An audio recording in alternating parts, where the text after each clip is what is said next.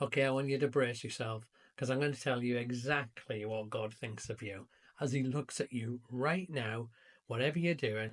And it's going to feel a little bit brutal, but stick with me because it's also a liberating relief at the same time. Hey, welcome to A Little Nudge. My name is Derek, and for the last 3 decades, I've been helping people deepen and explore their faith. And in these videos, just giving you nudges and tools to help you live a deeper and a more meaningful life. So it's very clear how life works, isn't it? Whatever sphere you're in, it all works the same way. The right behavior gets us access. The right behavior gets us access. So I'm new to this YouTube world, this channel. I've got a few hundred followers, and the British royal family has 17 million Instagram followers. Now imagine I sent them a message. I was going to test this out, but it's almost no point. Imagine I sent them a message and said, "Hey, William and Kate, do you fancy coming on my YouTube channel? And I've got a few hundred followers." I'd have no chance. They wouldn't even see it. Their secretary or whoever looks after their channel would just look at it and say, "He's a nobody. We're not allowing him on."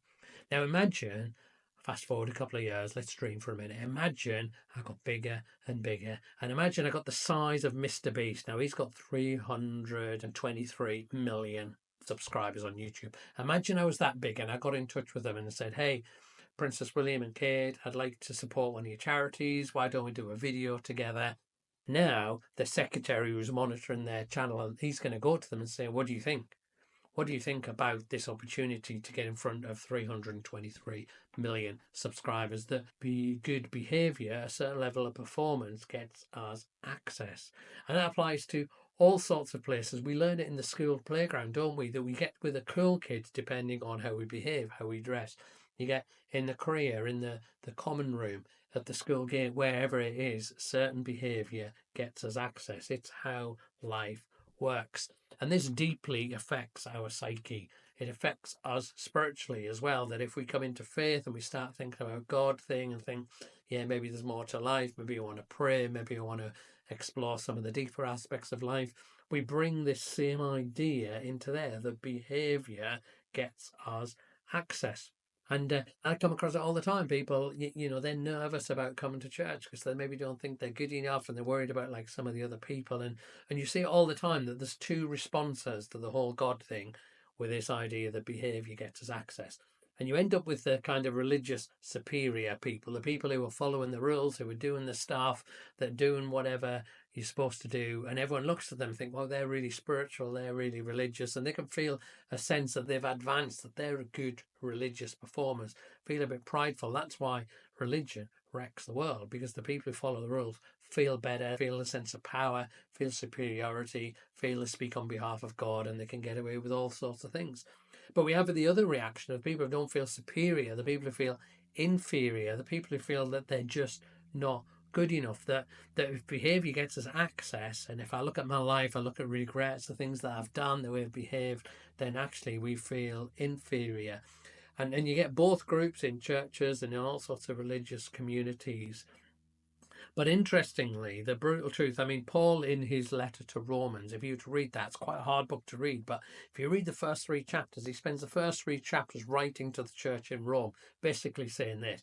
He talks to the non-religious people first in chapter 1, and he says, "You're not good enough."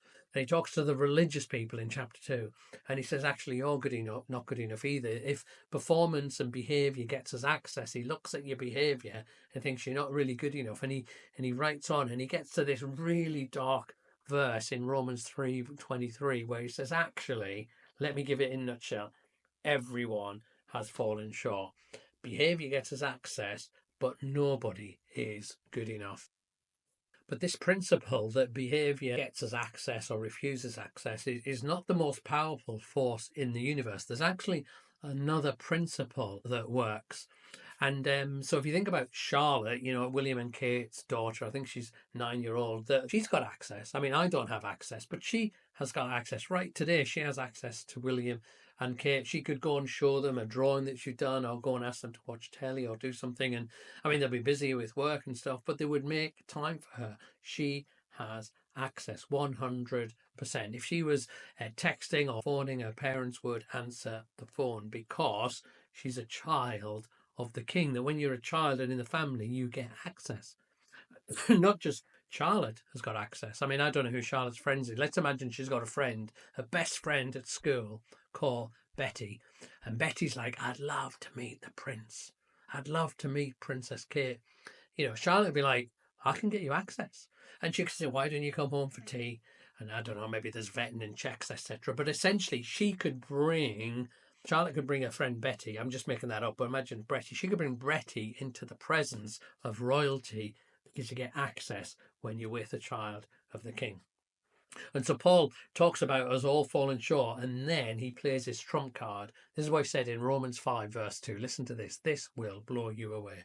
He says, because of our faith, so those who trust in Jesus Christ has brought us into this place of undeserved privilege where we now stand. He's kind of saying that behavior gets us access, and if you're good enough, you get access, but actually none of us are good enough. He says, so you can still kind of try and be a good religious person, but it's not going to get you anywhere. It's not going to impress God.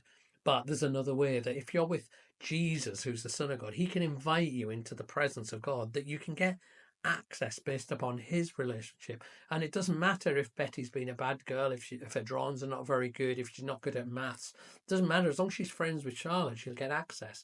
It doesn't matter what you've done in your life. You can get access because of Jesus. That's like the whole way that it works. That's why the way of Jesus is different from any other religious way ever created. They're all about rules and rituals. Do this, do this, do this. But in the way of Jesus is saying, actually, I'm bankrupt. I've got nothing to bring. I'm not good enough. My behavior is not good enough. But I'm with Jesus, and that gets us access. That's at the core of the core of the core of the way of Jesus. And I love the verse says it brought us into this place of undeserved privilege. It's undeserved because we've done nothing to get there. You know, Betty does nothing to get in front of William and Kate. She's not got 323 million YouTube subscribers or whatever. She's just friends with Charlotte because of who she's in a relationship with. It's undeserved, but then it's a privilege to come into God's presence. I remember growing up in my 20s, and Radiohead was such an important band to me. I listened to their music. It really helped me spiritually in all sorts of ways. It really impacted me. And I'd listen to album after album. The Bends were amazing. Then I'd listen to OK Computer. And I was living in Wolverhampton at the time in the UK, and they were doing a tour, and they came to Wolverhampton, but it was sold out. And I was like, you know what, I'm going to go and just see if anyone's selling tickets on the street. And there was some people selling tickets. I was like, I don't know if this is real or not. Are these like copies? Are these frauds? Am I going to buy these tickets and not get in? I had no idea. I thought I'm going to give it a go anyway, because Radiohead and Tom York's voice and their words was such an important part of my life. And I bought tickets, and I went to the door to try and get in. And I showed my ticket, and he's like, yeah, you can come in. And I got in, and it took ages for them to come on stage. And I was so excited. I'd heard his music for so much. And then they came on stage. My favourite band in the world. They were there. Tom York comes on and he starts to sing the songs that I love. And I just looked, and I'd heard his voice on the CDs as it was at the time. But to be in his presence, to see him, I was just awestruck, because he's the thing. I just wanted to fully experience the moment and be there and look at him. Because when you're in somebody's presence, it beats anything else. And our verse in Romans 5:2, it's this undeserved privilege. It's a privilege that we could be in the presence of God, that Jesus wants to give us that access. And I wonder whether you ever let yourself just be in his presence. I think it's Gordon Fee said presence. It's a delicious word. That sometimes all God wants you to do is to let him love you, to sit in his presence, and not to think, well, am I good enough? Am I not good enough? Have I performed right? Just think, actually, because of Jesus, I get to come in his presence. And if you've never done that before, if you've kind of thought the way of Jesus is like the same as all other religions, it's about like following lots of rules and trying to be a good person, and if you're good enough, you kind of pass the test and then you get in. No, totally different. You have to firstly say, actually, I'm falling short and I'm not good enough. There's no like behavior stuff I can do that gets me access. But I want to trust Jesus and be his friend and let him get access and come into his presence and just let him love you. Maybe just right now you're going to switch the video off and just for a second, just sit there and let God love you. Let you love you come into his undeserved presence. But if you still struggle that you're not good enough, then you want to dive into this video next. And I'm just going to give you a truth in that video that sets you free and really gets you thinking correctly about whether you're good enough or not. Anyway, hope you enjoyed that video, and I'll see you again soon.